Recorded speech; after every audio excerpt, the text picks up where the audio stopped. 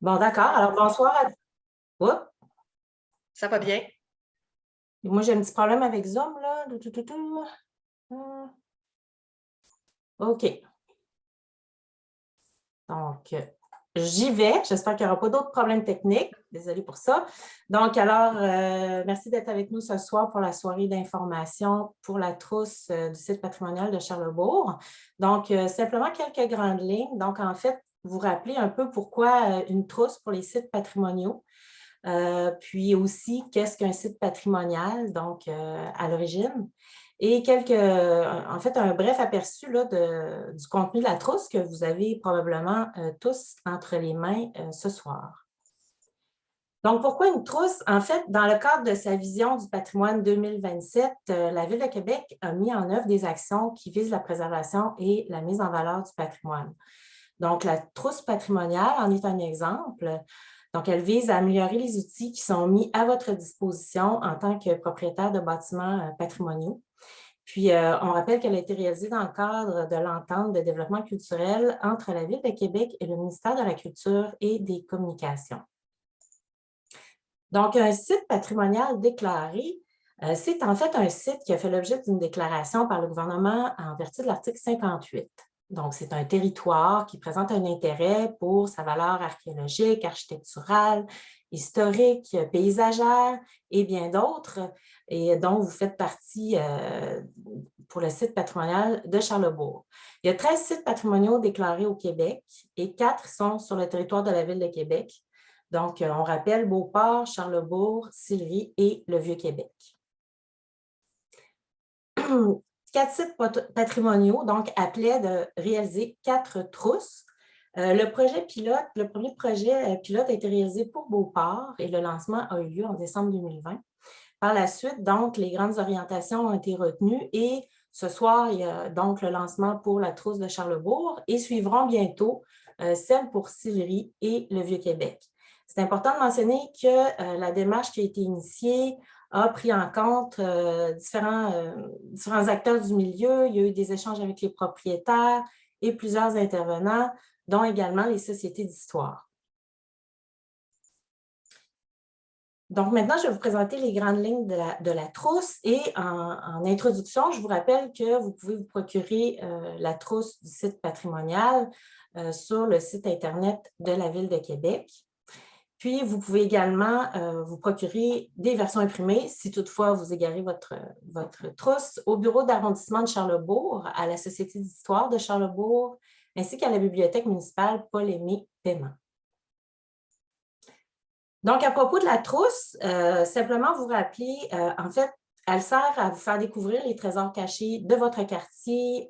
Elle sert aussi à démystifier l'expression site patrimonial déclaré, dont on vient de parler, à vous présenter aussi les étapes clés qu'il faut prendre en considération pour élaborer vos travaux d'entretien ou de rénovation de votre résidence.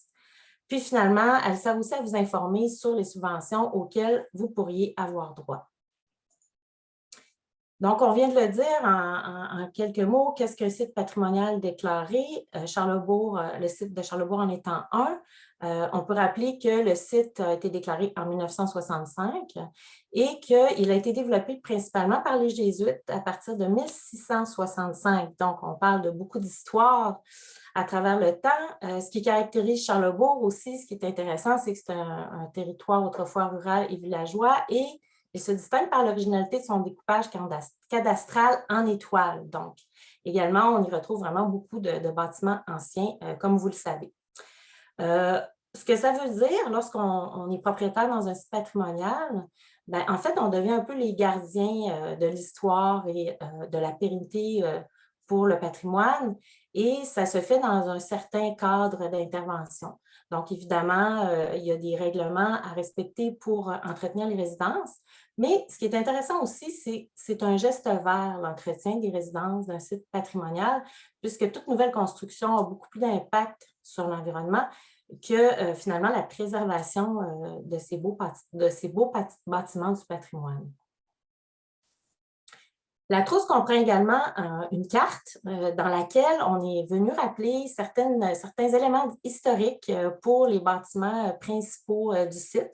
Donc, c'est quand même assez amusant, en fait, de se rappeler à la fois soit pour que vous en sachiez un peu plus, que vous redécouvrez un peu votre environnement, ou même, éventuellement, vous pourriez faire rayonner vos connaissances sur le secteur auprès de vos proches et des visiteurs qui viennent vous voir. Donc, c'est aussi une référence là, pour le site patrimonial de Charlesbourg dans lequel vous résidez. Également, comme on vous le mentionnait, la trousse a été élaborée en collaboration avec les propriétaires. Donc, on retrouve des témoignages de propriétaires de maisons patrimoniales qui souvent sont des gens passionnés.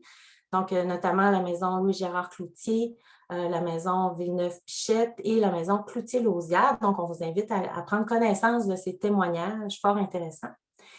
Et la dernière section est celle qui, disons, comprend les informations un petit peu plus factuelles là, à prendre en compte quand vient le temps d'intervenir pour réaliser des travaux sur votre résidence.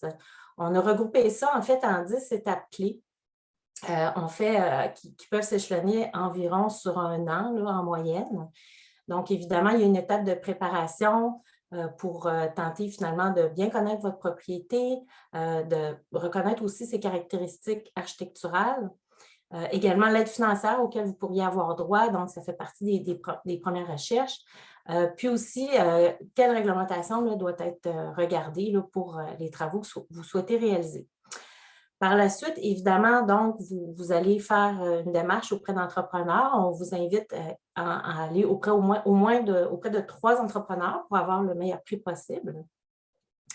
Puis, on vous rappelle aussi que lorsque vous souhaitez profiter de subventions, les entrepreneurs doivent avoir leur licence de la Régie du bâtiment du Québec. Par la suite, il y a évidemment l'étape de préparation du permis. Et tout est vraiment bien expliqué là, au niveau de l'assistant permis sur le site de la Ville de Québec. Puis, vous procédez aux étapes subséquentes donc pour faire la demande et éventuellement recevoir l'avis de la commission. Donc, on parle d'un délai de maximum 60 jours. La commission analyse votre dossier et peut également vous faire des recommandations pour réaliser vos travaux. Donc, la CUCQ, en fait, c'est la Commission d'urbanisme et de conservation de Québec qui a le rôle de préserver les sites patrimoniaux. M. Roger Chouinard là, pourra vous en parler davantage là, lors de la séance de discussion. Puis, par la suite, donc, vient évidemment l'étape de réalisation des travaux. Alors, la trousse vous présente ces grandes étapes.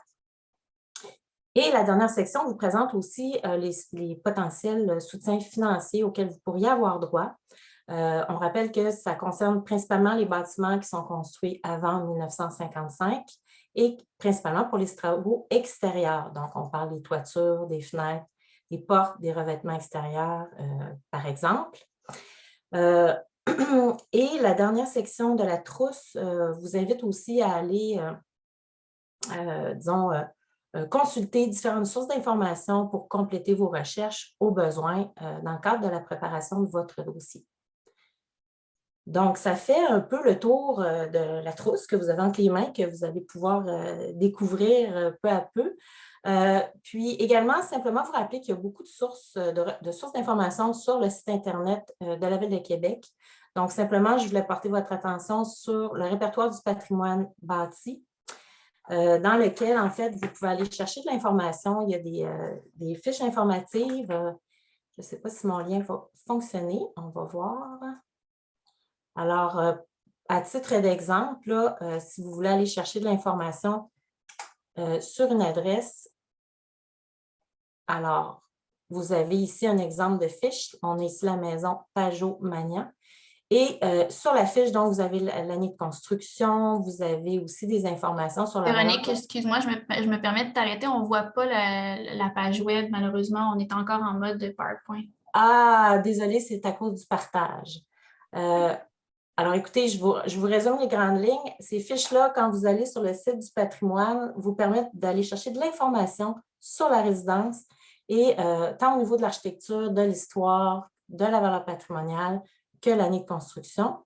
Vous avez également la section réglementation et permis qui vient vous décrire les secteurs assujettis à la commission d'urbanisme. Donc, vous avez ici à droite là, un exemple de cette page d'accueil où finalement, vous pouvez aussi aller rechercher des informations, dont notamment les étapes pour réaliser les travaux sur une propriété assujettie par la commission d'urbanisme. Alors, ça vous dresse un portrait général un peu de la trousse, de ce qu'on y retrouve et quels étaient les objectifs derrière l'exercice. Puis je termine là peut-être avec une citation de M. Steve Derry, qui est résident du Tré-Carré. Alors, M. Derry nous rappelle que vivre à Charlesbourg, c'est retrouver cet esprit de village d'autrefois. Ici, on y vit au rythme des cloches. Alors, je trouvais que ça représentait bien un peu l'esprit du site patrimonial de Charlesbourg. Alors voilà, maintenant, on va passer à l'étape des questions. La discussion est ouverte, là, puis les différents intervenants pourront répondre là, à vos questions et préoccupations.